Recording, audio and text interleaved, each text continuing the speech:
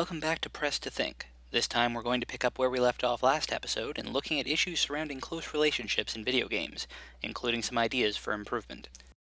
Now, we talked a lot about social exchange theory last time, and how this can really undermine attempts to include good close relationships in games. Fortunately, this is one area where the same theory can just as easily be used to make better romantic partners and meaningful friendships. By simply ensuring that the intended character in your game provides a useful, tangible benefit to the player, you help tip the balance towards affection. To illustrate this point, I'd like to look at two examples. We mentioned the awful friends in GTA 4 last episode, but I think it's worth looking at this a little more closely. If you ask around, it seems that the character people hated the most in this game was Nico's cousin, Roman. Easily the neediest girlfriend in the game. For the uninitiated, your friends in GTA 4 will often call you up to demand your attention for whatever tedious and boring outing they have set their hearts on that day. If you indulge these little requests enough, you gain their friendship and some in-game perks specific to that character.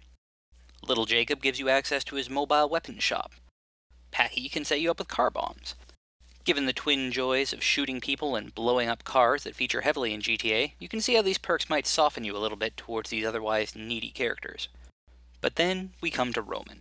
What benefit does your esteemed cousin offer in exchange for his constant outings to the strip club and bar? A free taxi service. In a game constructed explicitly around Stealing and driving cars. I rest my case. Now, on the other hand, let's look at a game that has really used social exchange theory to make a good relationship rather than a bad one.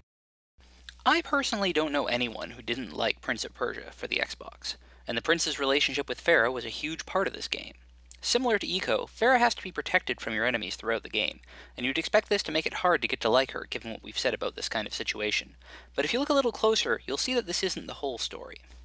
First of all, like Eco, Farah is pretty much the only non-hostile character in the game past the tutorial level, so that's comparison level in her favor. Furthermore, Farah's role in fights changes significantly throughout the game. In the first few combat sections with Farah, you'll be fighting annoying flying vulture creatures, which can be a real pain in the ass to try and combat from the ground. Fortunately, Farah's bow and arrow can easily dispatch these pests for you. In these fights, Farah's presence is actually a boon rather than a hindrance, and I found myself missing her when I was later forced to combat the annoying birds by myself. Now, this isn't to say that there weren't sections where Farah was a liability. Some of the later fights could be pretty tough alone, let alone with a vulnerable NPC to protect, and Farah could only briefly disable her sand zombie assailants, never kill them.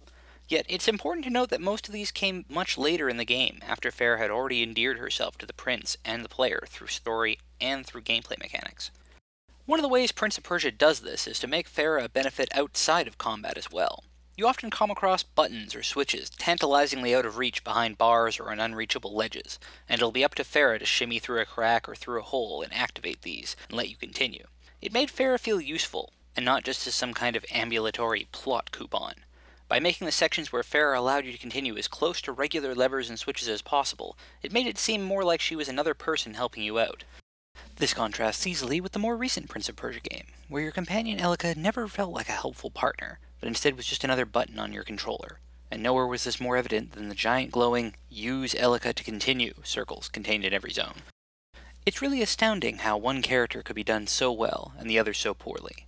Elika doesn't do anything of her own volition. When she's not acting as game mechanic for fighting or getting around, you feel like you're just dragging her from place to place to plop her down on an arbitrary activation point. She's like the companion cube, but with less personality. Well, I'm okay. By now I think you've all heard more than enough about social exchange theory. While there's lots more to say about close relationships in games, I think it's time to put that topic to rest for a little while. Join us next episode when we'll be exploring emotions and memory. Until then, keep thinking.